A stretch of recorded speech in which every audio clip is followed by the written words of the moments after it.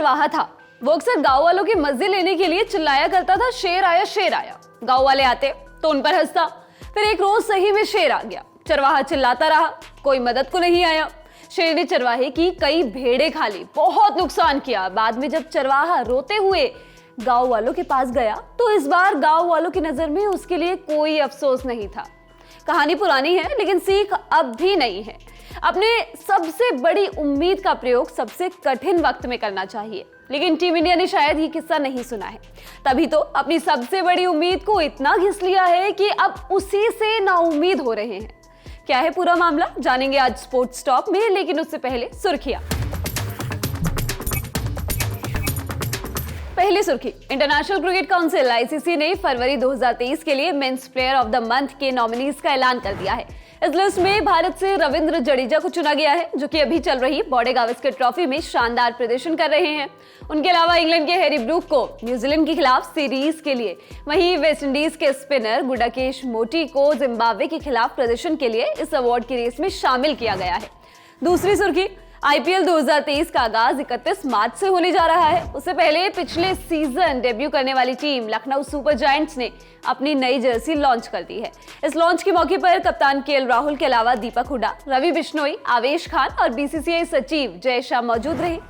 तीसरी सुर्खी, chess.com और chessbase.com के मुताबिक वर्ल्ड चैंपियन मैग्नस कार्लसन अब चेस जगत को अलविदा कहने जा रहे हैं। 32 साल के कार्लसन 2013 में पहली बार वर्ल्ड चैंपियन बने थे, जब उन्होंने भारत के विश्वनाथन आनंद को हराया था।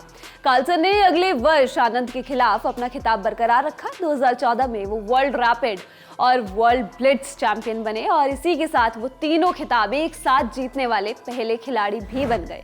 चौथी सुर्खी, युवा शूटर गनीमत सिंघा ने विमेंस स्कीट क्वालिफिकेशन के नेशनल रिकॉर्ड की बराबरी कर ली है। हालांकि इस रिकॉर्ड के बावजूद वो दोहा कतर में जारी आईएसएसएफ वर्ल्ड कप के अपने राउंड में नंबर 9 पर रही। 22 साल की गनीमत चंडीगढ़ से आती है।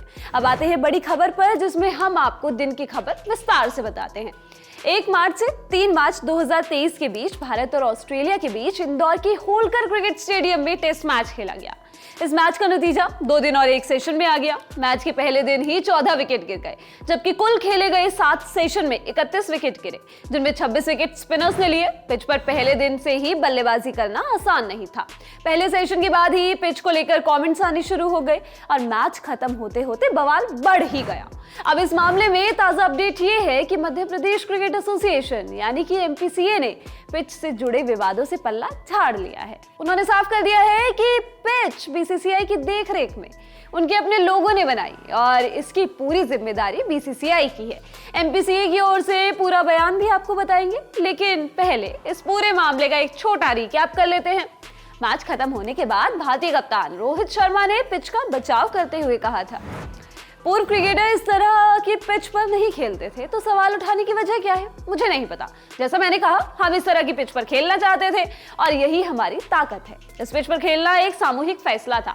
जब आप घर में खेलते हैं तो आप अपनी ताकत से खेलना चाहते हैं और इस बात की चिंता नहीं करते कि बाहर लोग क्या बोल रहे हैं। अब तो भारत के बाहर भी टेस्ट मैच 5 दिन तक नहीं चलते। कल साउथ अफ्रीका और वेस्टइंडीज के बीच मुकाबला 3 दिन में खत्म हुआ। पाकिस्तान में तो लोग टेस्ट मैच को बोरिंग बता रहे हैं, हम तो इसे मजेदार बना रहे हैं। हालांकि कप्तान के इस बयान का मैच रेफरी क्रिस ब्रॉड पर कोई असर नहीं पड़ा। उन्होंने दोनों टीम्स के कप्तान और मैनेजमेंट से बात की और इस विकेट को खराब रेटिंग दे डाली। क्रिस ब्रॉड ने कहा, यह पिच शुरुआत से ही बहुत सूखी थी और शुरू से ही स्पिनरों के पक्ष में थी, जिसके चलते बल्ले और गेंद के बीच संतुलन नहीं रहा। ब्रॉड की रेटिंग के चलते आईसीसी ने इंदौर के मैदान को 3 डिमेरिट पॉइंट्स दे दिए। आईसीसी के डिमेरिट पॉइंट्स मिलने के बाद रिपोर्ट्स थी कि बीसीसीआई इसके खिलाफ अपील करेगा, लेकिन इस अपील से पहले ही एमपीसीए की तरफ से बयान आया है। एमपीसीए ने कहा है कि इंदौर की पिच को आईसीसी से फटकार लगने में उनका कोई रोल नहीं है।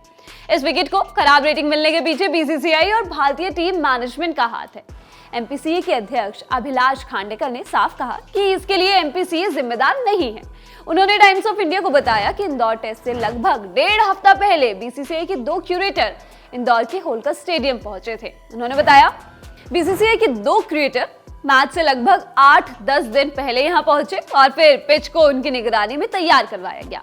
इंदौर टेस्ट की पिच को बनाने में एमपीसीए का कोई हाथ नहीं है।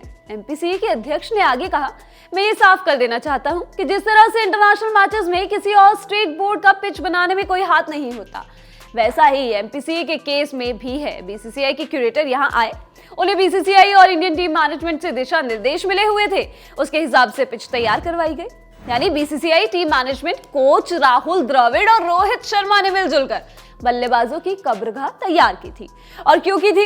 क्योंकि उन्हें लगता है कि उनकी सबसे बड़ी उम्मीद, उनकी इकलौती उम्मीद है। वैसे तो आप लोग बहुत समझदार हैं, समझ ही जाते हैं, लेकिन फिर भी हमारा काम है बताना, तो हम बता देते हैं कि ये उम्मीद है स्पिन बॉल। साल 2021 इंग्लैंड की टीम भारत दौरे पर थी। सीरीज का पहला मुकाबला चेन्नई के एमए चिदंबरम स्टेडियम में खेला गया। 4 मैच की टेस्ट सीरीज के पहले ही मैच में जो रूट की टीम ने विराट एंड कंपनी को 227 रन की बड़ी हार दे दी। पहली पारी में इंग्लैंड ने 578 रन बनाए। कप्तान जो रूट ने 218 रन ठोक दिए। हमारे स्पिनर्स 120 ओवर फेंककर भी विकेट्स के लिए तरसते रहे। पहले टेस्ट की फ्लैट विकेट वाली गलती के बाद भारत ने अपनी रणनीति में बदलाव किया। दूसरा टेस्ट भी चेन्नई में ही खेला जाना था। इससे पहले सिर्फ 4 दिन में विकेट में बदलाव करवाए गए। पहले टेस्ट की विकेट लाल मिट्टी से बनाई गई थी, जबकि दूसरे टेस्ट की विकेट तैयार करने के लिए नीचे लाल और ऊपर काली मिट्टी का छिड़काव करवाया गया। दूसरे टेस्ट में दाव काम भी कर गया। पहले टेस्ट में फ्लैट विकेट पर विकेट के लिए तरस रहे हमारे स्पिनर्स ने अगले मैच में विकेट्स की बारिश कर दी। दूसरे टेस्ट में हमने इंग्लैंड को 317 रन से हरा दिया। अश्विन, अक्षर और कुलदीप ने मिलकर 17 इंग्लिश बल्लेबाजों को आउट किया। सीरीज का तीसरा और चौथा टेस्ट अहमदाबाद में खेला जाना था। यहां भी दिशा निर्देश साफ थे, विकेट से स्पिनर्स को खुलकर मदद मिलनी चाहिए। अहमदाबाद में खेला गया डे नाइट टेस्ट तो 2 दिन में ही खत्म हो गया था। हमारे स्पिनर्स ने 19 विकेट निकाले और भारत 10 विकेट से ये मुकाबला जीत सीरीज में 2-1 से आगे हो गया। चौथे टेस्ट में भी इंग्लिश टीम हमारे स्पिनर्स के खिलाफ कमजोर दिखी। आखिरी टेस्ट में हम पारी और 25 रन से जीते। यहाँ भी दोनों पारियों में अक्षर, अश्विन और सुंदर ने कुल 18 विकेट चटकाए। इंग्लैंड को स्पिन फ्रेंडली विकेट्स पर हमने 3-1 से हरा दिया। और बीसीसीआई ने सोचा कि इंग्लैंड की तरह ऑस्ट्रेलिया भी मजबूत टीम है, तो इन्हें भी यहाँ पकवान परोसते हैं। बॉर्डर गावस्कर ट्रॉफी 2022-23 के पहले दोनों टेस्ट भारत ने इसी प्लानिंग पर चलकर जीते। और फिर आया मास्टर स्ट्रोक। इंदौर में और भी ज्यादा टर्निंग ट्रैक तैयार करवा दिया, लेकिन इस बार ऑस्ट्रेलिया के स्पिनर्स ने हमारी खटिया उलट दी। ऑस्ट्रेलियन स्पिनर्स ने भारतीय टीम को पहली पारी में ही फंसा लिया, जिसके चलते टीम इंडिया को 9 विकेट से हारना पड़ा। और इस हार के बाद क्या हुआ आप देख ही रहे हैं। लेकिन इन तमाम बातों के बीच एक सवाल अभी भी कायम है, इंदौर में टीम इंडिया को किसने दिया धोखा? आपको जवाब पता है तो कमेंट्स में बताते चलिए। और हाँ, हैप्पी होली।